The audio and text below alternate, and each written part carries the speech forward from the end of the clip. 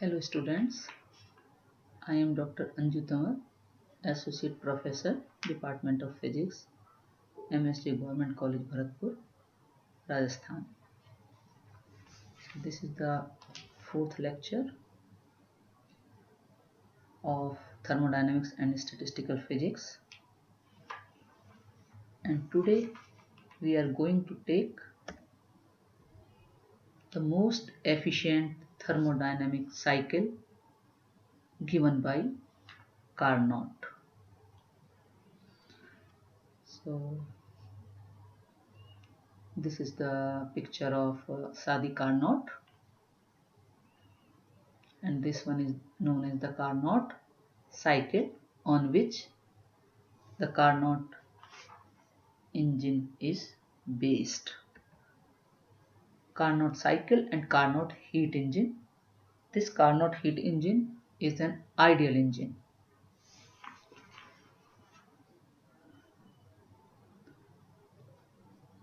In order to study the working of the heat engines, Sadi Carnot in 1824 conceived a theoretical engine in which, except the conversion of heat into mechanical energy, there is no loss of energy by any method. तो 1824 में सादी Carnot ने ये idea दिया था। तो ये एक थ्योरेटिकल इंजन है, इसलिए इसको आइडियल हीट इंजन भी कहा गया है। So because it was given by Carnot, so it is known as Carnot heat engine, जिसमें ये माना गया है कि जो हीट है वो मैकेनिकल एनर्जी में कन्वर्ट हो रही है और लॉस ऑफ एनर्जी हमारे सिस्टम में कहीं पर भी नहीं है।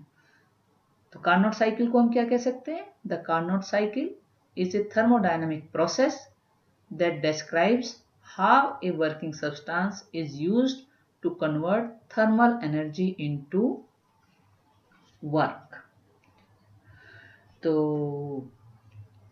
Carnot tried to find out कि क्या हमें मैक्सिमम एफिशिएंसी मिल सकती है या कोई हीट इंजन क्या 100% एफिशिएंट हो सकता है।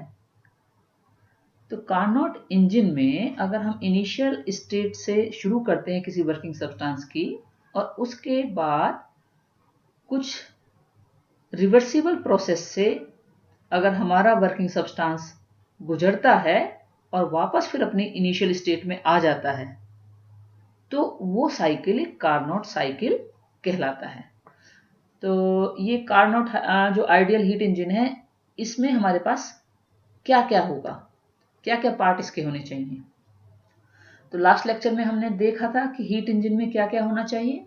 तो सबसे पहले क्या चाहिए आपको? Heat source. और वो हीट सोर्स कैसा होगा? It will be A heat reservoir of infinite capacity and maintained at temperature T1 K, ताकि इज कमिंग बैक। ये आप देख रहे हैं, ये यहाँ पर ये आपका हीट रिजर्वायर है जो कि टेम्परेचर T1 पर मेंटेन्ड है। और हीट रिजर्वायर ये इसलिए है ताकि अगर वर्किंग सब्सटेंस से हीट कंटिन्यूस लेता रहता है तो अभी इसके टेम्परेचर के अंदर कोई भी बदलाव नहीं आना चाहिए।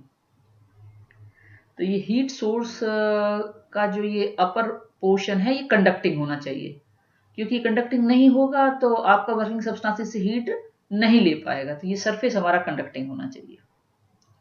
Then second is mechanical arrangement and working substance.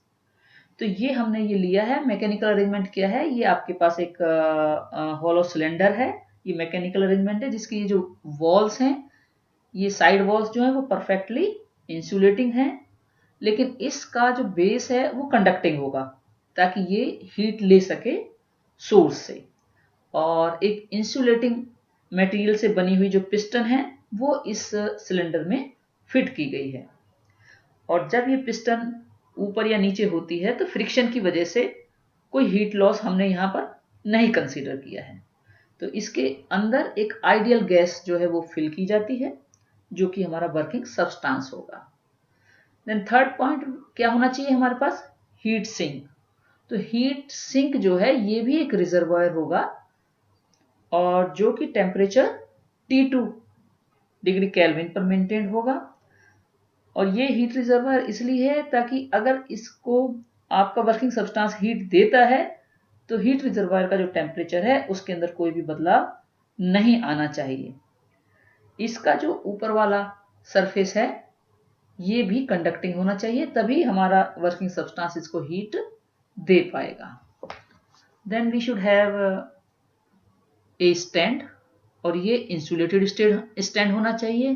तो ये हमारे पास यहाँ पे एक इंसुलेटिंग स्टैंड है, क्योंकि जब हम इसको सिलेंडर को इसके ऊपर रखेंगे तो हमारा जो वर्किंग सब्सटेंस है, चाहे उसका एक्सपेंशन हो चाहे उसका कंप्रेशन हो, तो ये एडियाबेटिकली होगा। ये दोनों प्रोसेस एडियाबेटिक प्रोसेस होंगे without any loss of heat. इसके अंदर कोई भी हीट लॉस नहीं होगा। तो आइए देखते हैं हम कार्नोट आइडियल हीट इंजन की वर्किंग। तो कार्नोट के अकॉर्डिंग अगर हम चाहते हैं कि हमारा जो आइडियल इंजन है वो मैक्सिमम वर्क करे, तो हम अपने वर्किंग सब्सटेंस को वापस इनिशियल स्टेट में लाएंगे by performing some reversible processes एक डेफिनेट ऑर्डर में। और जो पूरा कार्नोट साइकिल है उसको 4 प्रोसेस में डिवाइड किया गया है, जो आपको इस डायग्राम में दिखाया जा रहा है। पीवी डायग्राम में ये हम यहाँ पर देख रहे हैं। तो आप यहाँ देख रहे हैं कि एक प्रोसेस ये आइसोथर्मल एक्सपेंशन है ए से बी तक, बी से सी तक आप देख रहे हैं ये एडियाबेटिक एक्सपेंशन है, सी से डी तक ये अगेन आइसोथर्मल कंप्रेशन है, और डी से ए तक ये एडियाबेटिक कंप्रेशन है। तो हमारा वर्किंग सब्सटेंस ए से 4 स्टेजेस में 1, 2, 3 एंड 4 वापस अपनी इनिशियल स्टेट में लौट कर आएगा। तो सबसे पहले हमें सिलेंडर को कहाँ रखना है? सबसे पहले हम सिलेंडर को रखेंगे हीट सोर्स पर। तो हीट सोर्स से आपका जो वर्किंग सब्सटेंस है, आइडियल गैस है, वो हीट Q1 लेगी। तो ये हीट Q1 के बाद में, और इसका जो टेम्परेचर है वो कितना होगा? Temperature T1। तो जो इनिशियल कंडीशन होगी हमारे वर्किंग सब्सटेंस की, जिसको कि हम इस डायग्राम में दिखाएंगे, यहाँ पर आपकी वर्किंग सब्सटेंस का प्रेशर है जिसको हमने PA कहा है, और उसका वॉल्यूम है जिसको VA कहा गया है, और टेम्परेचर T1 है। ये इनिशियल स्टेट हो गई। अब जो प्रेशर है उसको डिक्रीज किया जाएगा slowly by allowing the piston to move upward. तो स्लोली जब आप इसको अलाउ करेंगे ताकि ये आपकी पिस्टन अपवर्ड मूव करे, तो यहाँ क्या होगा? यहाँ आइसोथर्मल एक्सपेंशन होगा आपकी गैस का। And during the expansion of this gas, the gas absorbs heat Q1 from the heat source and reaches the state B। Heat Q1 लेकर के ये स्टेट B पर पहुंचती है।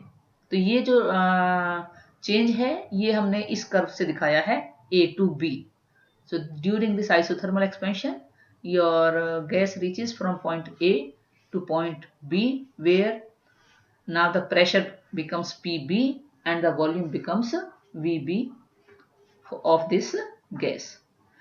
Now because there is no change in internal energy of the gas in this isothermal expansion, so the change in internal energy will be 0.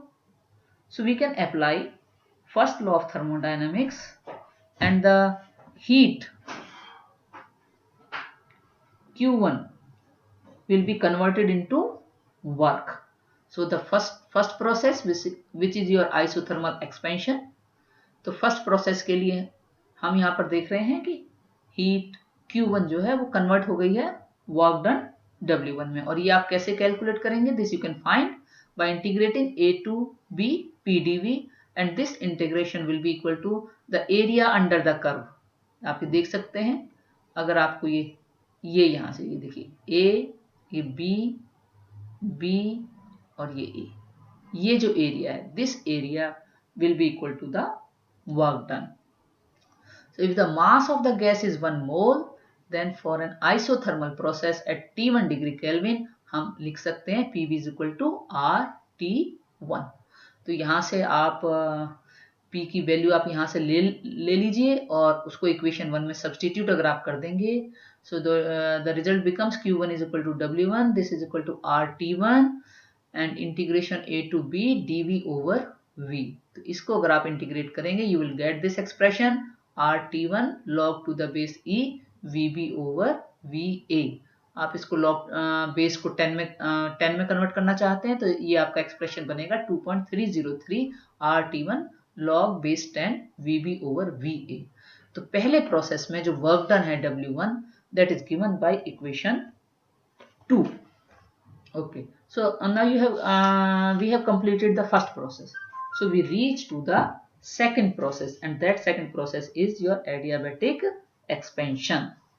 तो इसमें अब आप क्या कर रहे हैं, अब आप सिलेंडर को रिमूव करते हैं फ्रॉम द हीट सोर्स और आप उसको कहाँ रख देते हैं, आप उसको इंसुलेटिंग स्टैंड पर रख देते हैं। तो इंसुलेटिंग स्टैंड पर इंसुलेटिंग स्टैंड पर आपने इसको रख दिया है। अब जो आपकी आइडियल गैस है that is now completely isolated from the surroundings and this gas is allowed to expand itself. Okay, तो यहाँ ये एडियाबैटिक एक्सपेंशन कहलाएगा।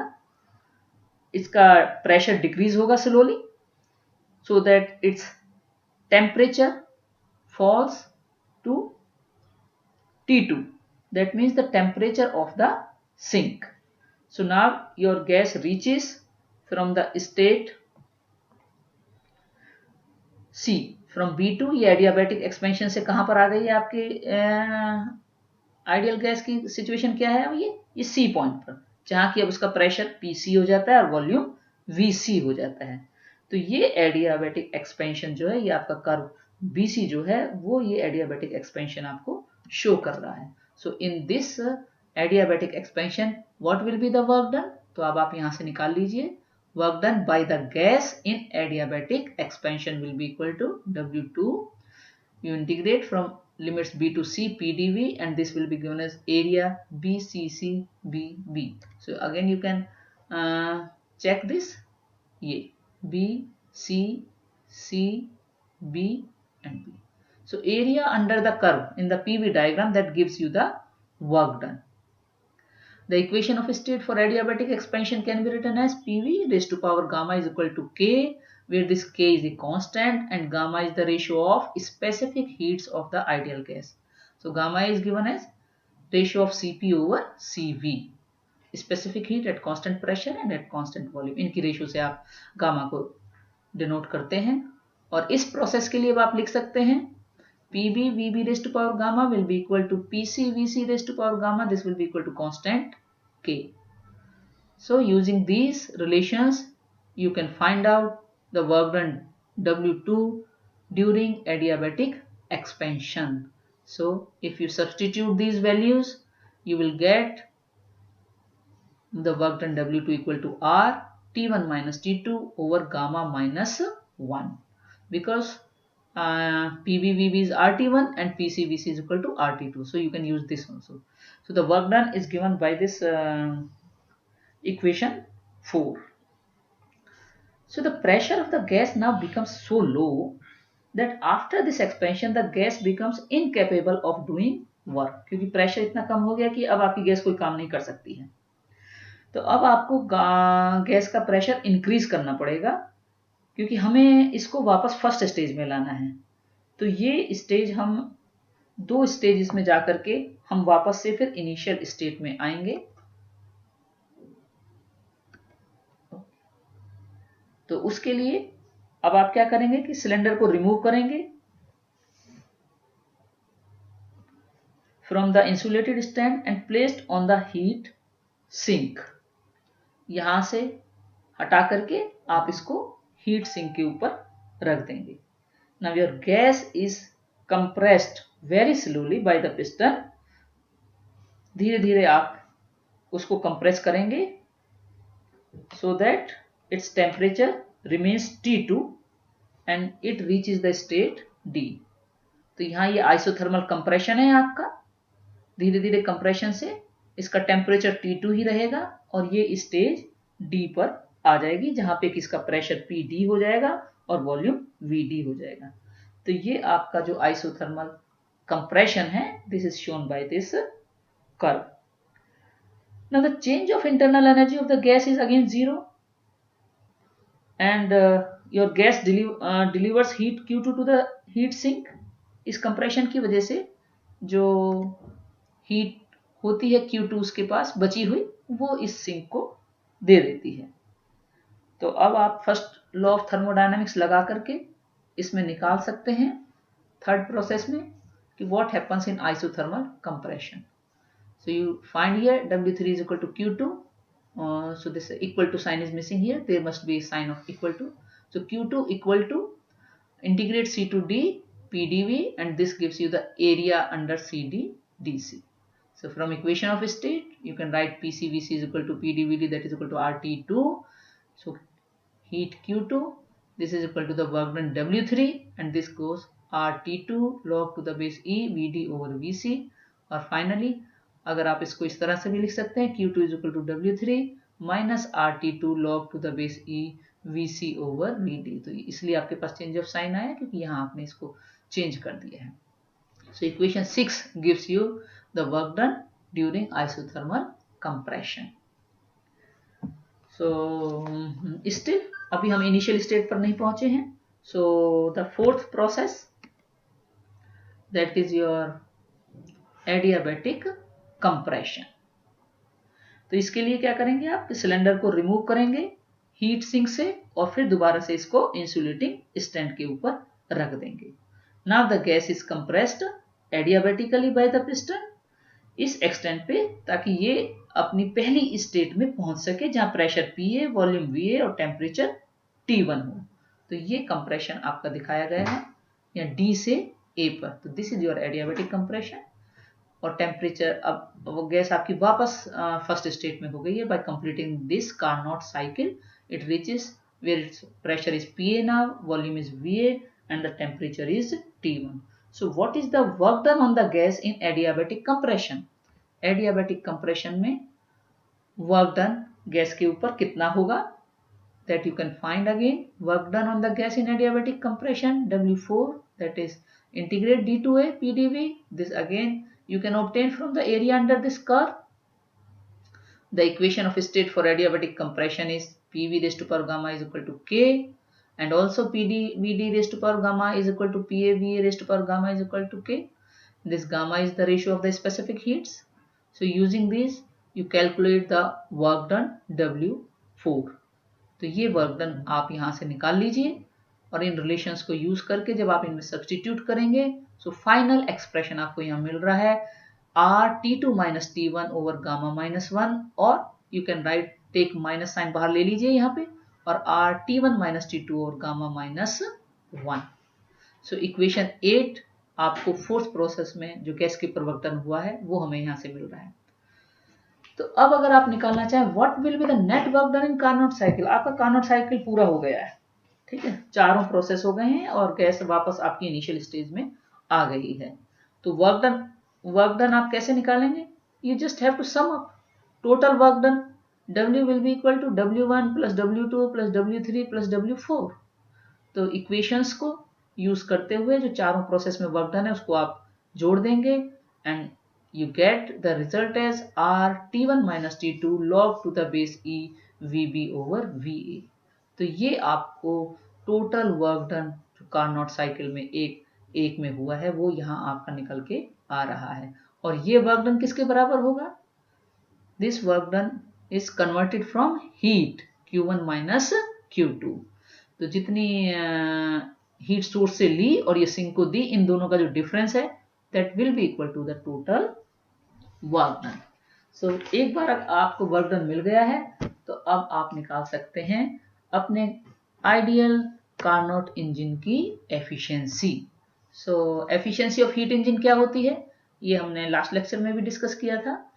This is the ratio of useful work over heat received from source. तो efficiency आपकी हुई W over Q1 because Q1 is the heat received from the source, यहाँ से ली गई थी। W की वैल्यू आप यहाँ रखिए RT1 minus T2 log to the base E VB over VA। divided by Q1. So that Q1 is equal to R T1 log to the base E VB over VA. तो Q1 की value, because Q1 was equal to the work done in the first process, heat received from the source. तो पहली जो आपकी equation मिली थी वो यहाँ से मिली थी, वो वैल्यू आपने यहाँ सब्स्टिट्यूट कर दी. तो इसको अगर आप सॉल्व करेंगे, the efficiency comes out to be as the ratio of the difference of temperatures divided by temperature of the source, T1 minus T2 over T1, या फिर आप इसको ऐसे लिख सकते हैं 1 माइनस T2 ओवर T1. तो ये आपके आइडियल हीट इंजन की एफिशिएंसी मिल गई है. तो यहां से अब हम क्या कंक्लूड करते हैं, क्या कंक्लूजन हमें ये मिल रहा है, ये एफिशिएंसी जो हमें मिल रही है ये किन किन चीजों पे डिपेंड कर रही है और कब इसकी वैल्यू मैक्सिमम होगी. तो देखिए, सबसे पहले फर्स्ट पॉइंट क्या है आपके पास, आप ये देख रहे हैं कि जो कार्नोट इंजन है उसकी एफिशिएंसी डिपेंड कर रही है temperature of heat source and sink and not on the nature of working substance. कहीं पर भी कोई भी ऐसा एक्सप्रेशन नहीं आ रहा है जो वर्किंग सब्सटेंस की किसी पैरामीटर पे डिपेंड कर रहा हो. तो नेचर ऑफ वर्किंग सब्सटेंस पे एफिशिएंसी डिपेंड नहीं कर रही है, एफिशिएंसी सिर्फ सोर्स और सिंक उनके टेम्परेचर्स पर डिपेंड करती है. अब अगर मान लीजिए कि आप टेम्परेचर T1 को अगर आप कांस्टेंट रखते हैं, अगर हम कहते हैं कि टेम्परेचर T1 इज कांस्टेंट, यानी सोर्स का टेम्परेचर आपने कांस्टेंट कर दिया, तो फिर एफिशिएंसी इंक्रीज करने का तरीका क्या होगा कि आप सिंक का टेम्परेचर T2, ठीक है, efficiency of the engine at the temperature of heat sink T2 decrease. अगर हम T2 को डिक्रीज कर देंगे तो एफिशिएंसी आपकी इंक्रीज होगी. तो यहां से भी आप देख सकते हैं 1 माइनस T2 ओवर T1. अगर T1 को कांस्टेंट रखते हैं तो T2 को जितना आप कम करता चले जाएंगे उतनी ही एफिशिएंसी बढ़ती चली जाएगी. और एफिशिएंसी को बढ़ाने के लिए सिंक का टेम्परेचर कम करना ज़्यादा आसान होता है एज कंपेयर टू आपके सोर्स का टेम्परेचर बढ़ाना. So for in order to obtain efficiency 1 और 100%, अगर आपको आइडियल इंजन की एफिशिएंसी 1 चाहिए या 100% चाहिए, तो इसका मतलब क्या होगा कि T2 को आपको 0 करना पड़ेगा या T1 को इन्फिनिटी करना पड़ेगा. तो ये संभव नहीं है, ना तो आप T2 को 0 कर सकते हैं और ना ही आप T1 को इन्फिनिटी कर सकते हैं. इसका मतलब हीट इंजन की एफिशिएंसी कभी भी 1 नहीं हो सकती या 100% नहीं हो सकती. It will always be less than 1 or the efficiency will always be less than 100%. So this is the Carnot cycle and Carnot engine, the theoretical ideal engine which was given by Sadi Carnot. ठीक है, तो इससे इसका मतलब हमें अब ये समझ में आ रहा है कि प्रैक्टिकली हम ऐसा हीट इंजन बना ही नहीं सकते हैं जो 100% एफिशिएंट हो. We can not build such heat engine which is going to be 100%. तो कई बार ये पूछा जाता है बच्चों से क्वेश्चंस में कि क्या हम 100% एफिशिएंट बना सकते हैं. तो उसका बिना सोचे समझे आपको जवाब नहीं देना है, क्योंकि 100% एफिशिएंट इंजन बनाना संभव नहीं है. ठीक है, तो आज के लिए इतना ही. Thank you.